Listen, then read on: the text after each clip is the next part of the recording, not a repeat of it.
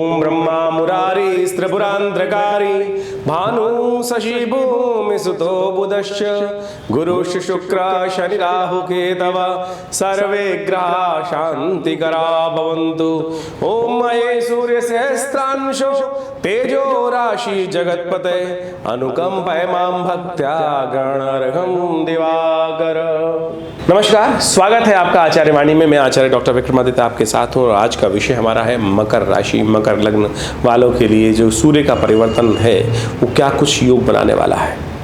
देखिए मकर राशि वालों, आपकी राशि के जो विशेष तौर पर हम बात करें, स्वामी तो शनि है, लेकिन इन दिनों आपकी राशि से अष्टम भाव का जो है उसके स्वामी सूर्य जो है वो राशि परिवर्तन करने का योग बना रहे हैं और आपकी राशि आपकी लग्न के बिल्कुल सम्मुख सप्तम भाव में ये परिवर्तन का योग बन रहा है। सूर्य 16 जुलाई से लेकर 16 अगस्त के बीच में, 16 जुलाई को सुबह करीब 11:21 पर ये परिवर्तन का योग बनेगा और तब से लेकर 16 अगस्त तक के लिए यानी करीब 31 दिन के लिए ग्रहों का परिवर्तन, सूर्य महाराज का परिवर्तन जो है आपके सप्तम भाव में रहेगा।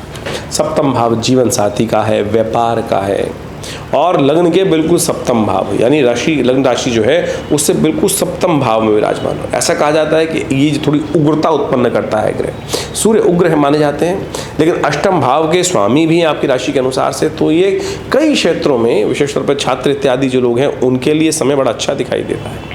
यदि वो मेहनत सही रूप से कर लें, बृहस्पति भी उनके बड़े उपयुक्त स्थान में इस वक्त विराजमान है, मंगल के साथ विराजमान है और ये जो ग्रहों का योगा योग चल रहा है ये आपके लिए ओवरऑल अच्छा ही दिखाई देता है। तो ऐसे में यदि आप सफलता प्राप्त करने के लिए एजुकेशन के क्षेत्र में आगे बढ़ने के प्रयास करेंगे तो उसके लिए भी अच्छा दिखाई देता है।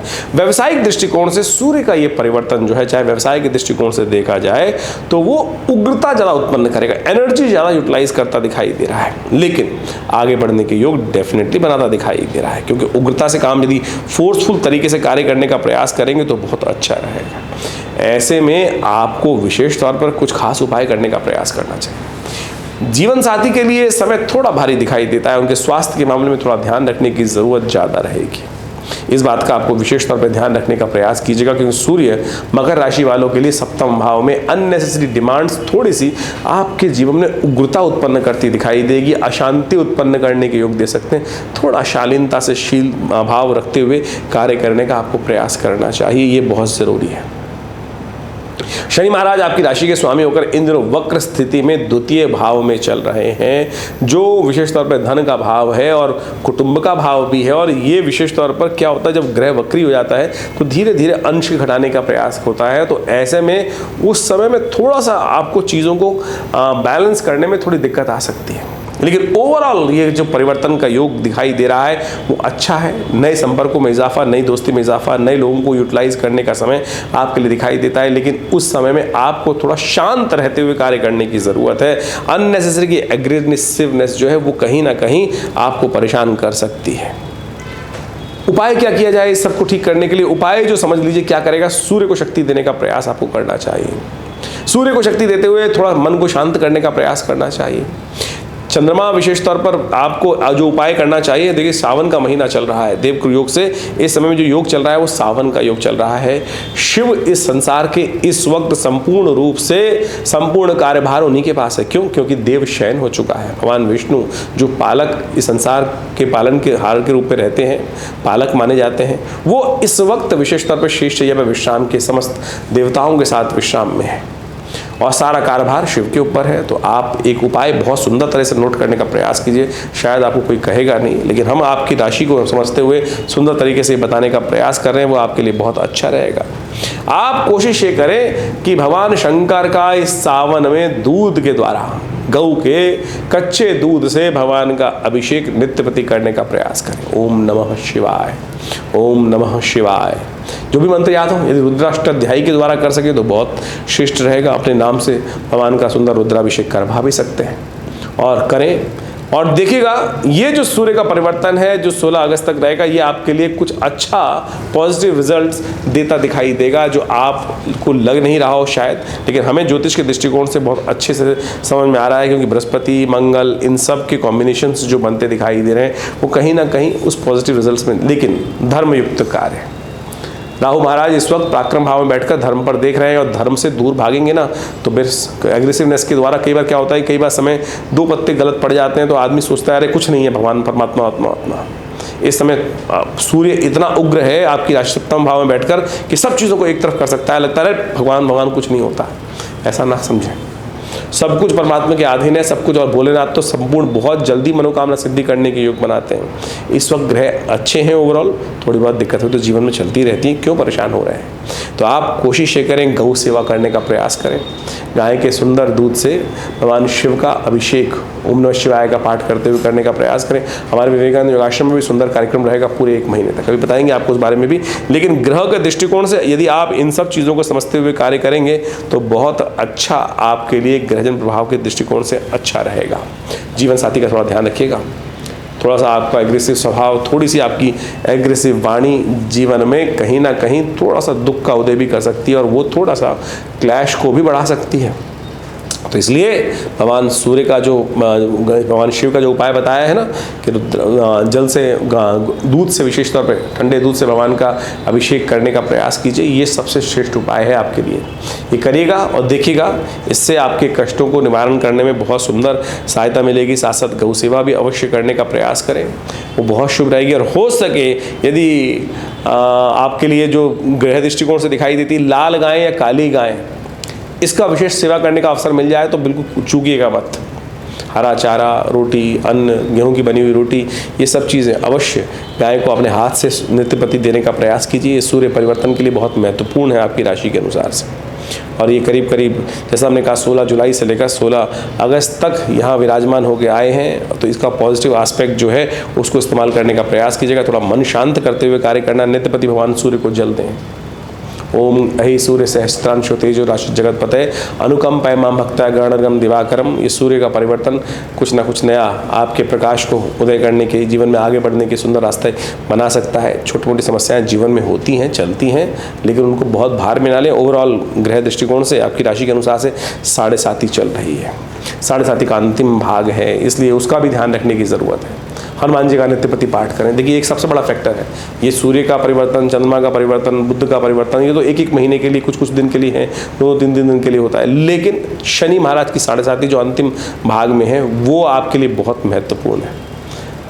देखिए शनि महाराज का जो परिवर्तन है वो विशेष तौर पर कहीं ना कहीं 7.5 जो है वो तो कहीं ना कहीं है ही चली रही है, तो उसके लिए नित्यप्रति हनुमान चालीसा का पाठ श्रद्धा के साथ करने का प्रयास करें, शनि स्तोत्र का पाठ करने का प्रयास करें, थोड़ा ध्यान रखते हुए कार्य करें। शनि महाराज अभी 1 साल तक करीब मार्च तक यहीं रहने वाले हैं और ये समय कभी भी झटका दे सकता है, तो ऐसे में हर चीज़ को थोड़ा ध्यान रखते हुए करना ज़रूरी है। उपाय ज़रूर करें, अपनी ओवरऑल जन्मपत्री को समझते हुए कार्य करने का प्रयास कीजिए, वो बहुत ज़रूरी है। इस प्रकार से ज्योतिष के दृष्टिकोण से आपको समझना चाहिए कि ग्रह गोचर का परिवर्तन जो है किस प्रकार से आपके जीव कुंडली के अनुसार से योग बनाता है, और उसके हिसाब से ही हमारे जीवन में हमारे समक्ष बहुत सारे जो योगा योग का फल होता है वो उपस्थित होता है। उसके अनुसार से हमारे जीवन में ग्रहों का अच्छा बुरा प्रभाव जो हम यदि समझ लें तो उसके नेगेटिव प्रभाव को हम अपने जीवन से दूर करने के लिए भी रास्ते चुन सकते हैं। उपाय यही है।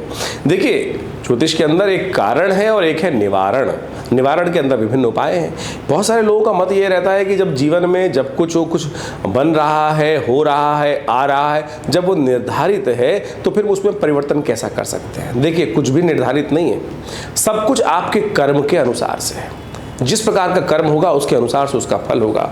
यदि कोई दुष्कर्म हमारे द्वारा या किसी के द्वारा हो गया है जीवन में तो उसका प्रायश्चित करने के लिए भी विभिन्न रास्ते हैं। जब हमारे जीवन में कुछ दुष्कर्म हुआ तो उसके कारण से कुछ दुष्प्रभाव उत्पन्न हुआ तो उसको शुभ करने के लिए पुण्य कारण बढ़ाने का हमें प्रयास करना चाहिए।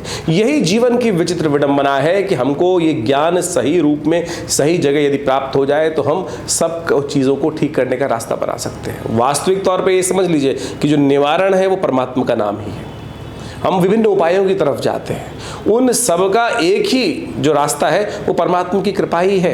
हम किस प्रकार भी परमात्मा का नाम यदि श्रद्धा के साथ ले लें तो वो हमारे जीवन में सब प्रकार के अशुभ प्रभावों को दूर कर देता है। फिर भी ज्योतिष के दृष्टिकोण से अनेक उपाय शास्त्र में बताए गए हैं, वो भी अद्भुत रूप से कार्य करते हैं। तो सूर्य को मनाने के लिए विभिन्न उपाय जो शास्त्र में वर्णित है, चाहे वो सूर्य को जल देना, चाहे वो रविवार का व्रत रखना, अच्छे कर्म करना, गेहूँ इत्यादि का दान करना, नमक का दान करना, सूर्य के मंत्र ओम घृणी सूर्य सूर्य आदित्याय नमः इस मंत्र का नित्यपति जप करना, गायत्री का जप करना, ये सब के सब एक ऐसे अद्भुत उपाय हैं जिनको यदि आप करें नित्यपति तो सूर्य के होने वाले बहुत सारे दोष जीवन से दूर हो जाते हैं।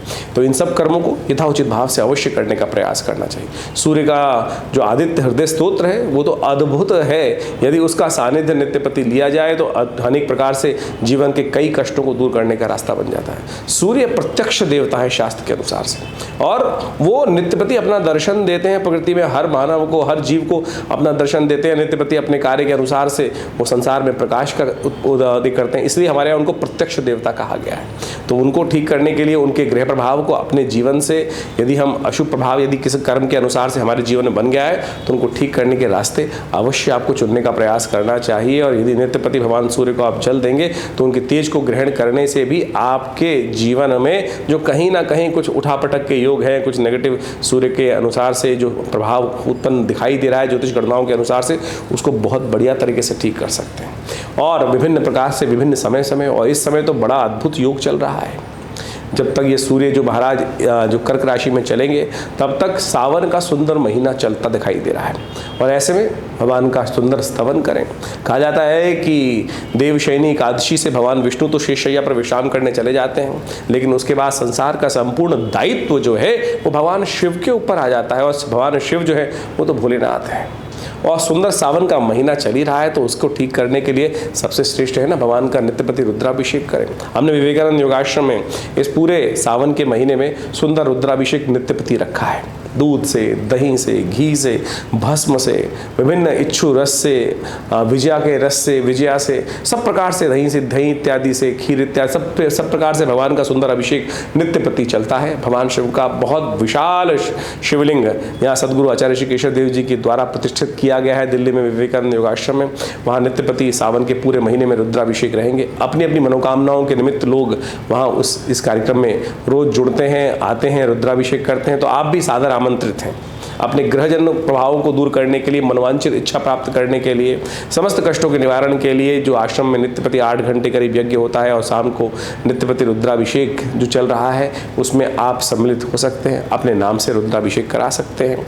और अपने कार्यक्रम में, इस कार्यक्रमों में विशेष तौर पर स्थान आरक्षित करने के लिए जो नीचे फ़ोन नंबर चल रहे हैं उन पर आप सुंदर तरीके से अपना रजिस्ट्रेशन कराकर फिर अपना स्थान आरक्षित कराकर इन कार्यक्रमों में, जो सोमवार इन दिनों रहेंगे तो उसमें तो विशेष रुद्राभिषेक का सुंदर कार्यक्रम रहेगा, तो उसमें भी आप अपना स्थान आरक्षित करके उस स्थान में, उसमें यज्ञ में रुद्रा अष्टाध्यायी के उस दिव्य अनुष्ठान में आप भाग ले सकते हैं और अपनी मनोरथों को सिद्ध करने का सुंदर रास्ता बन सकते हैं। विवेकानंद योगाश्रम पिछले करीब 60 सालों से यहाँ पर क्षेत्र में कार्य कर रहा है। योग इत्यादि के क्षेत्र में, अध्यात्म के क्षेत्र में बहुत बड़ा आश्रम है। सदगुरु आचार्य श्री केशव देव जी के सानिध्य में इस आश्रम की प्रतिष्ठा की गई और यहाँ एक बहुत बड़ा योग, प्राकृतिक चिकित्सा, आयुर्वेद का एक हॉस्पिटल भी विद्यमान है जो भारत सरकार के साथ, सेंट्रल गवर्नमेंट, दिल्ली गवर्नमेंट, बहुत सारे ऑर्गेनाइजेशंस के साथ उनके पैनल पर रहते हुए बहुत सारे लोगों को चिकित्सा सुविधाएं भी दे रहा है। तो आप भी इन समस्त यज्ञ इत्यादि कार्यक्रम के साथ साथ बहुत सारे जो और सुविधाएं हैं उनके साथ जुड़ सकते हैं और विभिन्न समस्याओं को दूर करने के लिए विभिन्न प्रकार के जो अनुष्ठान होते हैं उनमें भी आप उसका लाभ ले सकते हैं। जैसे स्वास्थ्य के दृष्टिकोण से कोई समस्या जीवन में चल रही है तो कहा जाता है कि आप जो औषधि चिकित्सा करवा रहे हैं वो तो कराएं, लेकिन स्थान एक प्रार्थना को भी देने का प्रयास करें। देखिए सारा का सारा खेल जो है वो आपके जीवन में कर्म के हिसाब से है। यदि कर्म कोई कष्ट प्रद कर दिए गए हैं, यानी अनिष्ट कर्म आपके द्वारा कभी हो गए हैं तो उसके द्वारा पाप भोग बन जाते हैं और उनको पुण्यों के द्वारा ही हम ठीक कर सकते हैं। देखिए आपके जीवन में जब सुख है ना, एक बात समझें, तो आपका पुण्यों का अकाउंट यदि लबालब भरा हुआ है तो छोटे मोटे कष्ट आते हैं, कब चले जाते हैं पता भी नहीं चलता। लेकिन ये समझ लीजिए ये पुण्यों का अकाउंट भी बहुत जल्दी खर्च होता है, बहुत जल्दी खर्च होता है। हमारे कोई जीवन में कष्ट आया तो समझ लीजिए आपका उतना पुण्य क्षय हो गए, समाप्त हो गए। उन पुण्यों को लगातार बढ़ने का प्रयास करना चाहिए। अब एक बात और समझें, जितना बड़ा व्यक्ति, जितना बड़ा साम्राज्य चला रहा है उसको उतने ज़्यादा पुण्यों की आवश्यकता है, क्योंकि पुण्य भी लगातार बढ़ते रहने चाहिए। जब पुण्य ज़्यादा, आप जितने बड़ी पोजीशन में हैं और जितने बड़े कार्य कर रहे हैं, उतनी जल्दी पुण्यों का क्षय भी हो रहा है, भोग रहे हैं। आप बड़े पद पर प्रतिष्ठित हैं तो पुण्य उतने ज़्यादा कंज्यूम होंगे। तो इसलिए एक बात का ध्यान रखना चाहिए कि पुण्यों का अकाउंट आपका लगातार हमेशा चलता रहे। उसके लिए सदकर्म, शुभ कर्म, लोगों की जनसेवा, परमात्मा का भजन, यज्ञ इत्यादि, लोगों की सेवा इत्यादि, भाव को पवित्र रखना, ये सब यथाउचित भाव से आपको करने का प्रयास करना चाहिए। यही हम समझ नहीं पाते हैं। दुख में तो सुमिरन हो जाता है, सुख जब चल रहे होते हैं तो क्या होता है कि वो सुमिरन हो ही नहीं पाता है। पुण्य कर्म यदि अच्छे पद पर रहते हुए अच्छे समय में, शुभ समय में यदि हम लगातार अच्छे पुण्यों को बढ़ाते रहें तो देखिएगा आपके जो पुण्य हैं वो भरे रहेंगे और कष्ट जीवन से अपने आप दूर होते चले जाएंगे। ये पुण्य और पाप का बहुत विचित्र व्यवस्था है, इसको हमको समझने का प्रयास करना चाहिए। जो समझ लेते हैं उनके जीवन से कष्ट दूर हो जाते हैं। तो इस ग्रहों के प्रभावों को समझते हुए कि कब आपके लिए धूप है, कब आपके लिए छांव है, तो हमको अपने जीवन को चलाने का प्रयास करना चाहिए। जो उपाय आपके लिए बताए गए हैं आप अच्छे से करने का प्रयास करें। जन्मपत्री के हम गोचर के दृष्टिकोण से बहुत सारी बातें बताते हैं आपको, लेकिन इसके साथ साथ अपनी जन्मपत्री, मूल जन्मपत्री जन्म के अनुसार से जो बनाई जाती है, उससे आपके जीवन में भुक्त और भोग्य, यानी आपने जो भोगा, जो कर्म पूर्व जन्म में हुए, उसके द्वारा जो आगे आने वाले समय में भोगना है वो सब निकाला जाता है और उसके अनुसार से बहुत चीज़ों का अंदाज़ा लगाया जा सकता है। जीवन में जो समस्याएं चल रही हैं उनको दूर करने के लिए विभिन्न शास्त्र में उपाय वर्णित किए गए हैं। तो उन सबको करने से अद्भुत रूप से कष्ट दूर होने के योग बनते हैं। ये सिद्धांत बिल्कुल सत्य है। लोग आएंगे आपके जीवन में, बहुत सारे समय समय पर लोग उपस्थित होंगे जो भ्रांति उत्पन्न, आपको पदभ्रष्ट करने का प्रयास कर सकते हैं, लेकिन उसमें ना अटकना, यथाउचित भाव से अपने कर्मों को करने का प्रयास करना वो आपके लिए अच्छा रहेगा।